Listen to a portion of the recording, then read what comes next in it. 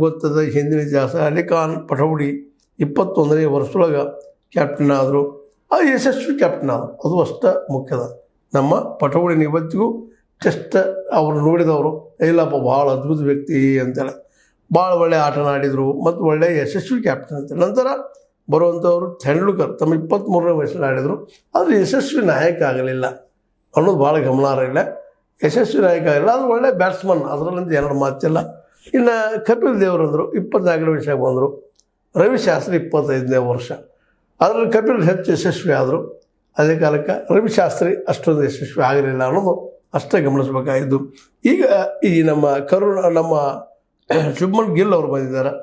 ಅದ್ರ ಜೊತೆಗೆ ನಮ್ಮ ಕರುಣ್ ನಾಯರ್ ಅವರು ಎಂಟ್ರಿ ಹೊಡೆದಿದ್ದಾರೆ. ಇದು ಭಾಳ ಮಹತ್ವದ್ದು. ಕನ್ನಡದ ಮೂಲಕ ಕನ್ನಡಿಗರ 3 ಜನ ಒಳಗೆ ಹೋಗಿದ್ದಾರೆ.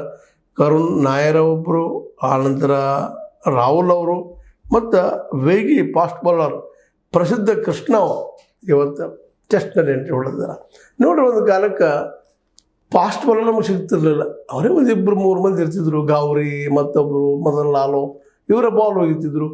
ಬಾಲ್ಗಳನ್ನು ಸಿಕ್ಕಾಪಟ್ಟೆ ಬಿರಿ ಬೆಳೀತಾಯಿದ್ರು. ವೆಸ್ಟ್ ಇಂಡೀಸ್ದವ್ರಾಗಿರ್ಬೋದು, ಇಂಗ್ಲೆಂಡ್ದವ್ರಾಗಿರ್ಬೋದು.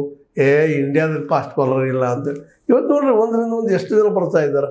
ಒಬ್ಬರಿಂದ ಒಬ್ಬರು ಪ್ರಸಿದ್ಧ ಕೃಷ್ಣ ಆಗಿರ್ಬೋದು.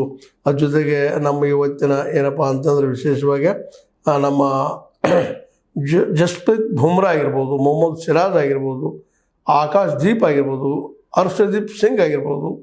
ಎಷ್ಟು ಜನ ಒಬ್ಬರಿಂದ ಫಾಸ್ಟ್ ಬೌಲರ್ಗಳು ಬರ್ತಾ ಇದ್ದಾರೆ. ಮೀಡಿಯಮ್ ಫೇಸ್ ಇರಲಿ ಏನೂ ಇರಲಿ, ಮೊದಲಿನಕ್ಕಿಂತ ಎಷ್ಟು ಇಂಪ್ರೂವ್ಮೆಂಟ್ ಕಪಿಲ್ ದೇವ್ರ ನಂತರ ಬಂದು ಹೋದ್ಮೇಲೆ. ಅದೇ ಕಾಲಕ್ಕೆ ಇನ್ನು ಚೆಸ್ಟ್ ಅಂತ